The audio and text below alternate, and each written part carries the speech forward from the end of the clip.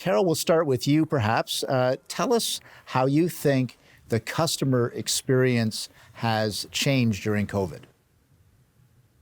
Well, customer experience, speaking from both sides of that equation, customers are experiencing a lot more when they are required to order something, when they're going into stores, when they're, needing something that's very different than it was pre-COVID. And then on the other side of the coin, those that are delivering that service have had to change completely the way that the procedures they use, how they train their people to manage what those customer expectations are. And so it's become a very, very tricky situation that has resulted in change, massive change on both sides of that coin. And safety being paramount for, again, both ends of that spectrum. And people, I think, are starting to become less patient. There was this period of a great deal of patience that happened. I think patience is wearing thin, and that is changing the customer experience again in terms of expectations and how they're being met by those delivering them. That's a good point. It really is a spectrum because we've been at this for a year.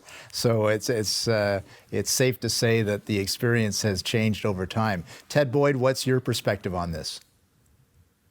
I would echo a lot of the points that Carol made. I think one of the things that we've noticed at Magnify is that when one looks at customer experience and the past 20 years of the development of the internet, we've really been in the age of bigportal.com. And whether you're looking at social media or whether you're looking at video platforms, our view and what we're increasingly hearing from our customers is that they'd like to be more in control of their own experiences, and they'd like to be able to put their customers more in control of their own experiences. So stick with you for a minute, Ted. Tell me a little bit more about maybe the lessons learned and specifically what customers are demanding then. Yes. So what we do at Magnify relates to embeddable video. And what embeddable video is essentially taking what is a big portal experience and embedding it onto one's own website and empowering the B2B customer on the one side and the B2B customer on the other side, or a B2C customer potentially, depending on what part of the market you play in, but empowering them to essentially turn their own website into the communications hub versus outsourcing it to a third party. Right. And that has enormous benefits when it comes to anything from CRM right through to e-com. And we're seeing a lot of change in that regard. And Carol Lehman, from your perspective as a training and communications company, what are you seeing as some of the lessons learned? Lessons learned have been how, I'll give you one very real example. Many of our customers are retailers, and retailers usually do not have email addresses with their high turnover employees.